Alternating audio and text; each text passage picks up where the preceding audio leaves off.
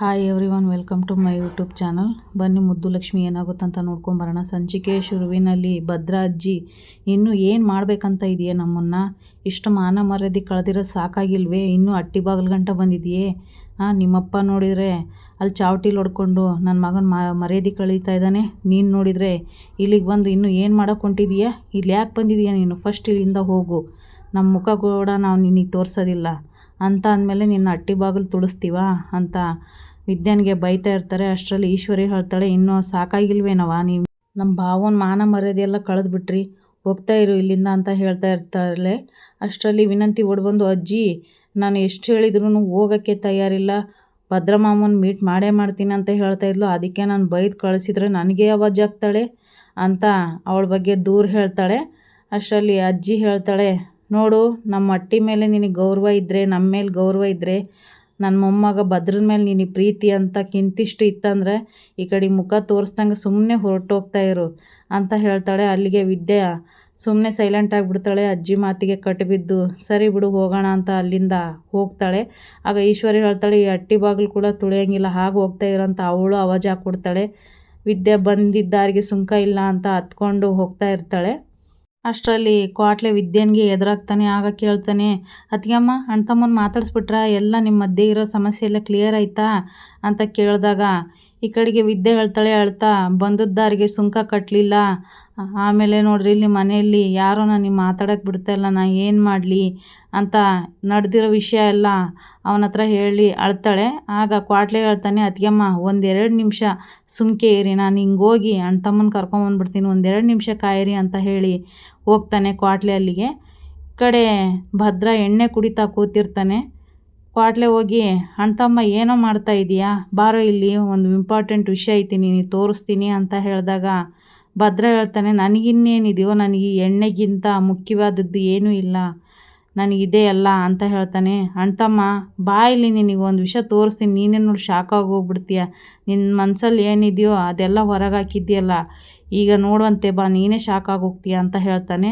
ಅಂಥದ್ದೇನಿದೆಯೋ ಅಂತ ಹೇಳಿ ಹೋಗ್ತಾನೆ ಅವನ ಜೊತೆ. ಈ ಕಡೆ ನೋಡಿದರೆ ವಿದ್ಯಾ ಭದ್ರನನ್ನು ನೆನ್ಪು ಮಾಡಿಕೊಂಡು ಗೇಟ್ ಹತ್ರ ನಿಂತಿರ್ತಾಳೆ. ಅಷ್ಟರಲ್ಲಿ ಕ್ವಾಟ್ಲೆ ಭದ್ರನನ್ನು ಕರ್ಕೊಂಡು ಅಲ್ಲಿಗೆ ಬರ್ತಾನೆ.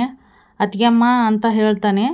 ಅಷ್ಟರಲ್ಲಿ ವಿದ್ಯಾ ಭದ್ರ ಬಂದಿದ್ದಾನನ್ನೋ ಖುಷಿಗೆ ತಿರುಗಿ ನೋಡ್ತಾಳೆ. ಆಗ ಭದ್ರನು ಅವಳನ್ನ ನೋಡ್ತಿದ್ದಂಗೆ ಶಾಕಾಗಿ ಹತ್ರ ಬರ್ತಾನೆ. ಕ್ವಾಟ್ಲೆ ಹೇಳ್ತಾನೆ, ಅಣ್ಣ ತಮ್ಮ ನೋಡು, ನಿನ್ನ ಹತ್ರ ಮಾತಾಡಿ ಸಮಸ್ಯೆ ಎಲ್ಲ ಬಗೆಹರಿಸ್ಕೊಂಡು ಕ್ಷಮೆ ಕೇಳೋಕ್ಕಂತ ಅತ್ತಿಗೆಮ್ಮ ಬಂದಿದ್ದಾರೆ. ಕ್ವಾಟ್ಲೆ ಹೇಳ್ತಾನೆ ವಿದ್ಯಾನಿಗೆ, ಅತ್ತಿಗೆಮ್ಮ ಏನಿದೆಯೋ ಎಲ್ಲ ಮಾತಾಡಿ ಬಗೆಹರಿಸ್ಕೊಳ್ಳಿ, ಇವತ್ತೇ ನಿಮ್ಮ ಸಮಸ್ಯೆ ಎಲ್ಲ ಬಗೆಹರಿಬೇಕು, ನೀವೇನೇ ಮಾತಾಡಿದ್ರೂ ಆ ಸಮಸ್ಯೆ ಆ ಕ್ಷಣಕ್ಕೆ ಎಲ್ಲ ಬಗೆಹರಿದೋಗುತ್ತೆ, ಮಾತಾಡಿ ಅತ್ತಿಗೆಮ್ಮ. ಅಣ್ಣ ತಮ್ಮ ನೀನು ಮಾತಾಡು, ನಿಮ್ಮ ಮನಸ್ಸಲ್ಲಿರೋ ಗೊಂದಲನೆಲ್ಲ ಬಗೆಹರಿಸ್ಕೊಳ್ರಿ, ಇವತ್ತಿಗೆ ನಿಮ್ಮ ಕಷ್ಟ ಕಾಲೆಲ್ಲ ಕೊನೆ ಆಗಬೇಕು ಅಂತ ತುಂಬ ಖುಷಿಯಿಂದ ಹೇಳ್ತಾ ಇರ್ತಾನೆ. ಅಷ್ಟರಲ್ಲಿ ವಿದ್ಯಾ ಗೌಡ್ರೆ ಅಂತ ಹೇಳಿದಾಗ ಭದ್ರನಿಗೆ ಕೋಪ ಬಂದು ಎಣ್ಣೆ ಬಾಟ್ಲನ್ನು ಕೆಳಗಡೆ ಎಸ್ದು ಬಿಡ್ತಾನೆ. ಕರಿಬೇಡ ನೀನು ಹಾಗಂತ ಗೌಡ್ರೆ ಅಂತ, ಆ ಯೋಗ್ಯತೆನ ನೀನು ಕಳ್ಕೊಂಡಿದೀಯಾ.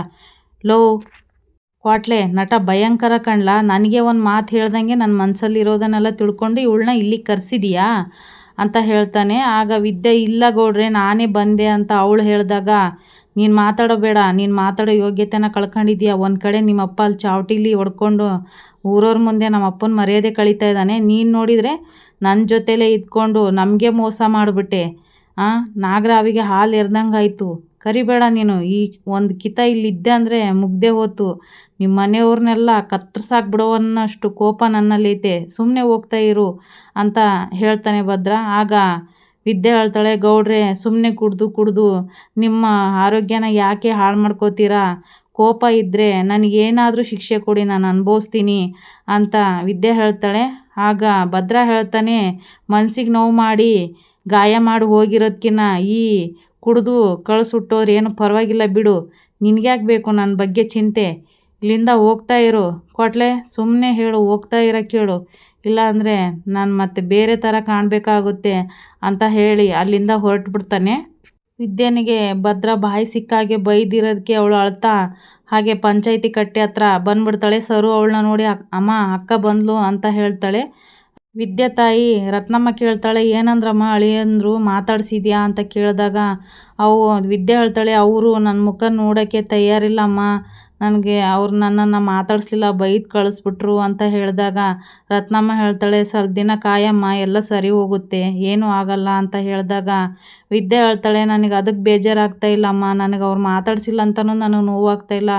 ಆದರೆ ಏನು ಮಾಡೋದು, ಅವ್ರು ಕುಡಿದು ಅವ್ರ ಆರೋಗ್ಯನ ಅವ್ರು ಹಾಳು ಮಾಡ್ಕೊತ ಇದ್ದಾರೆ. ನನ್ನಿಂದ ಹೀಗೆ ಆಯ್ತಲ್ಲ ಅಂತ ನನಗೆ ತುಂಬ ಬೇಜಾರಾಗ್ತೈತಿ ಅಂತ ಹೇಳ್ತಾಳೆ. ಆಗ ರತ್ನಮ್ಮ ತಲೆಯಲ್ಲಿ ಗಾಯ ಆಗಿರೋದು ನೋಡಿ, ಏನಾಯಿತು ಮಗಳೇ, ಯಾಕೆ ಹಿಂಗೆ ಗಾಯ ಎಲ್ಲ ಆಗಿದೆ ಅಂತ ಹೇಳಿದಾಗ ವಿದ್ಯೆ ಹೇಳ್ತಾಳೆ, ಅದಾ ಬರೋ ಟೈಮಲ್ಲಿ ರಸ್ತೆಯಲ್ಲಿ ಬಿದ್ದುಬಿಟ್ಟೆ ಅಮ್ಮ ಅಂತ ವಿದ್ಯೆ ಹೇಳ್ತಾಳೆ. ಆಗ ವಿದ್ಯಾ ಅಜ್ಜಿ ಹೇಳ್ತಾಳೆ, ನನ್ನ ಮೊಮ್ಮಗಳಿಗೆ ಸುಳ್ಳು ಹೇಳೋಕ್ಕೂ ಬರೋದಿಲ್ಲ, ಆ ಮನೆಯವ್ರು ಏನಂದ್ರು ಏನೋ ಏನು ಮಾಡಿದ್ರೋ ಏನೋ ಎಲ್ಲ ನೋವು ನನ್ನ ಮೊಮ್ಮಗಳೇ ನುಂಗ್ಕೊಂಡಿದ್ದಾಳೆ. ದೇವರೇ, ನನ್ನ ಮೊಮ್ಮಗಳಿಗೆ ಯಾಕಪ್ಪ ಇಷ್ಟೆಲ್ಲ ಶಿಕ್ಷೆ ಕೊಡ್ತಾ ಇದೆಯಾ, ಅವಳು ಏನು ತಪ್ಪು ಮಾಡವಳೆ ಅಂತ ದೇವ್ರ ಹತ್ರ ಬೇಡ್ತಾ ಇರ್ತಾಳೆ ವಿದ್ಯಾಜ್ಜಿ. ಈ ಕಡೆ ನೋಡಿದರೆ ಊರಿನ ಜನ ಎಲ್ಲ ಚಲೋ ಮಾಡ್ತಿರೋದು ಸರಿಯಾಗೇ ಇದೆ. ಇಲ್ಲಿ ನೋಡಿದರೆ ಊರಿನ ಹೆಣ್ಮಗಳಿಗೆ ಅನ್ಯಾಯ ಆಗಿದೆ, ನಾವು ಯಾಕೆ ಸುಮ್ಮನೆ ಇರಬೇಕು, ಆ ಶಿವರಾಮೇಗೌಡರು ಬರೋವರೆಗೂ ನಾವು ಇವ್ರ ಬೆಂಬಲವಾಗೇ ಇರೋಣ, ಈ ಚೆಲುವನಿಗೆ ನ್ಯಾಯ ಕೊಡ್ಸೋಣ ಅಂತ ಎಲ್ಲ ಮಾತಾಡ್ಕೋತಾರೆ. ಆಗ ರತ್ನಮ್ಮ ಹೇಳ್ತಾಳೆ, ನೋಡು ಜನ ಎಲ್ಲ ನಮ್ಮ ಪರವಾಗಿದ್ದಾರೆ ಬಿಡು, ನಮಗೆ ನ್ಯಾಯ ಸಿಗುತ್ತೆ ಅಂತ ಹೇಳ್ತಾಳೆ. ಈ ಕಡೆ ವಿನಂತಿ, ಈಶ್ವರಿ, ಸಾವಿತ್ರಿ, ಚಿತ್ರ ಎಲ್ಲ ಸೇರಿರ್ತಾರೆ. ವಿನಂತಿ ಹೇಳ್ತಾಳೆ, ಅವಳು ಎಷ್ಟು ಭಯಂಕರ, ಅವಳಿಗೆ ಎಷ್ಟು ಹೋಗು ಅಂತ ಹೇಳಿದ್ರು ಹೋಗೋಕ್ಕೆ ತಯಾರಿದ್ದಿಲ್ಲ, ನನಗೆ ಆವಾಜ್ ಆಗ್ತಾಳೆ, ಹಾಗೋ ಹೀಗೋ ಮಾಡಿ ಭದ್ರಮಾಮನಿಗೆ ಮೀಟ್ ಮಾಡೋಕ್ಕೆ ಬಿಡಲಿಲ್ಲ ಅತ್ತೆ ಅಂತ ಹೇಳಿದಾಗ ಈಶ್ವರಿ ಹೇಳ್ತಾಳೆ, ನೀನು ಹಾಗೆ ಮಾಡು, ಅವನ ಮನಸ್ಸಿಂದನೂ ತೆಗೆದಾಕ್ಬಿಡು, ಅವಳು ಅಟ್ಟಿ ಬಾಗ್ಲಾಗೂ ಅವರು ತುಳಿಬಾರ್ದು ಕಾಲನ್ನ, ಅವರಿಬ್ಬರ ಮಧ್ಯ ಗೋಡೆಯಾಗಿ ನಿಂತಿರು, ಆದಷ್ಟು ಬೇಗ ನೀನು ಆ ಥರ ಮಾಡಿದರೆ ನಿನ್ನನ್ನು ಅವನ ಜೊತೆ ಮದುವೆ ಮಾಡಿಸ್ತೀನಿ ನಾನೇ ಮುಂದೆ ನಿಂತು ಅಂತ ಹೇಳ್ತಾಳೆ. ಆಗ ಸಾವಿತ್ರಿ ಹೇಳ್ತಾಳೆ, ಅದೆಲ್ಲ ಸರಿ ಅಕ್ಕ, ಈ ಜನ ಎಲ್ಲ ಅವಳ ಪರವಾಗಿದ್ದರೆ ಏನು ಮಾಡೋದು ಅಂತ ಹೇಳಿದಾಗ ಅದೆಲ್ಲ ನಾನು ನೋಡ್ಕೊತೀನಿ, ಸುಮ್ಮನೆ ಇರು ಅಂತ ಹೇಳ್ತಾಳೆ. ಅಷ್ಟರಲ್ಲಿ ಬಳ್ಳಾರಿ ಅನ್ನೋನು ಕಾಲ್ ಮಾಡಿಬಿಟ್ಟು ಜನ ಎಲ್ಲ ವಿದ್ಯಾನ ಬೆಂಬಲಕ್ಕಿದ್ದಾರೆ ಅನ್ನೋದನ್ನು ಹೇಳ್ತಾನೆ. ಆಗ ಈಶ್ವರಿ ಹೇಳ್ತಾಳೆ, ನಾನು ಹೇಳ್ದಂಗೆ ನೀನು ಮಾಡು, ಎಲ್ಲ ಸರಿ ಹೋಗುತ್ತೆ ಅಂತ ಹೇಳ್ತಾಳೆ. ಅದಕ್ಕೆ ಬಳ್ಳಾರಿ ಹೇಳ್ತಾನೆ, ಸರಿ ಅಮ್ಮೋರೆ ಅಂತ ಫೋನ್ ಕಟ್ ಮಾಡ್ತಾನೆ. ಆಗ ಸಾವಿತ್ರಿ ಹೇಳ್ತಾಳೆ, ಅತ್ತಿಗೆ ಅಂದರೆ ಅತ್ತಿಗೆ, ನೀವು ಎಷ್ಟು ಬುದ್ಧಿವಂತರು ನೋಡಿ ನಮ್ಮ ಪರವಾಗಿ ನಿಂತಿದ್ದೀರಾ, ಅತ್ತಿಗೆ ಹೇಗಾದರೂ ಮಾಡಿ ಮದುವೆಯನ್ನು ಮಾಡಿಸ್ಬಿಡ್ರಿ ಅತ್ತೆ, ನೀವು ತಂತ್ರ ಮಾಡೋದ್ರಲ್ಲಿ ನಂಬರ್ 1. ಅಷ್ಟರಲ್ಲಿ ಸಾವಿತ್ರಿ ಹೇಳ್ತಾಳೆ, ತಂತ್ರ ಅಲ್ಲ ಕುತಂತ್ರ ಅಂತ ಹೇಳ್ತಾಳೆ. ಆಗ ಚಿತ್ರ ಹೇಳ್ತಾಳೆ, ನಿಮ್ಮ ವಿಷಯದಾಗ ಮಾತ್ರ ವಿನಂತಿನ ಮದುವೆ ಮಾಡಿಸ್ಬೇಕಂತ ಈ ಥರ ತಂತ್ರ ಮಾಡ್ತಿರೋದು, ಮತ್ತೇನು ಇಲ್ಲ ಅಂತ ಹೇಳ್ತಾಳೆ. ಇಲ್ಲಿ ಬಳ್ಳಾರಿ ಊರು ಗೌಡ್ರಿಗೆ ಕೇಳ್ತಾನೆ, ಅಲ್ಲ ಗೌಡ್ರೆ, ಈಗ ನಿಮ್ಮ ಸೊಸೆನೇ ಪೊಲೀಸ್ ಕಂಪ್ಲೇಂಟ್ ಕೊಟ್ಟು ನಿಮ್ಮನ್ನು ಜೈಲಿಗೆ ಕಳಿಸಿದ್ರೆ ಏನು ಮಾಡ್ತಿದ್ರಿ ಅಂತ ಕೇಳಿದಾಗ ಊರು ಗೌಡ್ರು ಹೇಳ್ತಾರೆ, ಅವಳನ್ನ ಕತ್ತರಿಸಾಕ್ಬಿಡ್ತಿದ್ದೆ ಅಂತ ಹೇಳ್ತಾರೆ. ಅದಕ್ಕೆ ಬಳ್ಳಾರಿ ಹೇಳ್ತಾನೆ, ಅದಕ್ಕೆ ಮತ್ತೆ ಗೌಡ್ರು ತುಂಬ ಒಳ್ಳೆಯವರಾಗಿರೋದಕ್ಕೆ ಇವ್ರನ್ನ ಜೀವಂತವಾಗಿ ಬಿಟ್ಟು ಕಳಿಸಿದ್ದಾರೆ, ನಿಮಗೊಂದು ನ್ಯಾಯ ಅವ್ರಿಗೊಂದು ನ್ಯಾಯವೇ ಅಂತ ಹೇಳ್ತಿದ್ದಾಗೆ ಅಲ್ಲಿರೋ ಜನ ಎಲ್ಲ, ಅಯ್ಯೋ ದೊಡ್ಡವ್ರ ವಿಷಯ ನಮ್ಗೆ ಯಾಕಪ್ಪ, ಅವ್ರದ್ದೊಂಥರ ಆದರೆ ನಮ್ಮದೊಂಥರ, ಸುಮ್ಮನೆ ಯಾಕೆ, ನಡೀರಿ ಅಂತೇಳಿ ಅಲ್ಲಿಂದ ಹೊರಟೋಗ್ಬಿಡ್ತಾರೆ. ಅಷ್ಟರಲ್ಲಿ ಬಳ್ಳಾರಿ ಈಶ್ವರಿಗೆ ಫೋನ್ ಮಾಡಿ ಹೇಳ್ತಾನೆ, ನಡೆದಿರೋದನ್ನು ಜನ ಅವ್ರ ಬೆಂಬಲಕ್ಕಿಲ್ಲ, ಎಲ್ಲ ಅವ್ರ ಪಾಡಿಗೆ ಅವ್ರು ಹೋಗ್ಬಿಟ್ರು ಅಂತ ಹೇಳ್ತಿದ್ದಂಗೆ ಈಶ್ವರಿಗೆ ಖುಷಿಯಾಗುತ್ತೆ. ಈ ಕಡೆ ನೋಡಿದರೆ ರತ್ನಮ್ಮ ಹೇಳ್ತಾಳೆ, ನೋಡಯ್ಯೋ ಊರು ಜನ ಎಲ್ಲ ಹೋದರೂ ನಮಗೆ ನ್ಯಾಯ ಸಿಗೋಕ್ಕಿಲ್ಲ, ನಡೀರಿ ನೀವು ಅಂತ ಹೇಳಿದಾಗ ಚೆಲುವ ಹೇಳ್ತಾನೆ, ನೀವು ನನ್ನ ಬೆಂಬಲಕ್ಕೆ ನಿಂತರೆ ನಿಂದಿರಲಿ, ಇಲ್ಲಾಂದರೆ ಇಲ್ಲ, ನಾನು ನನ್ನ ಮಗಳಿಗೆ ನ್ಯಾಯ ಕೊಡ್ಸೋಗಂಟ ನಾನಿನ್ನು ಈ ಚಾವಟಿಯಿಂದ ಒಡ್ಸ್ಕೊಳ್ಳೋದು ನಿಲ್ಲೋದಿಲ್ಲ ಅಂತ ಹೇಳಿ ಮುಂದುವರಿಸ್ತಾನೆ.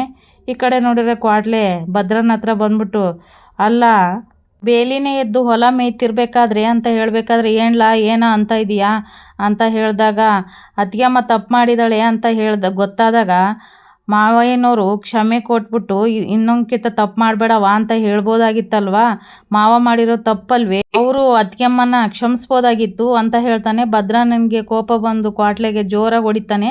ಇಲ್ಲಿಗೆ ಈ ಸಂಚಿಕೆ ಮುಗಿಯುತ್ತೆ. ಯಾರೆಲ್ಲ ನನ್ನ ಚಾನಲ್ ನೋಡ್ತಾ ಇದ್ರು ದಯವಿಟ್ಟು ಸಬ್ಸ್ಕ್ರೈಬ್ ಮಾಡ್ಕೊಳ್ಳಿ, ಹಾಗೆ ಒಂದು ಲೈಕ್ ಶೇರ್ ಮಾಡಿ. ವಿಡಿಯೋ ನೋಡಿದ್ದಕ್ಕಾಗಿ ಧನ್ಯವಾದಗಳು.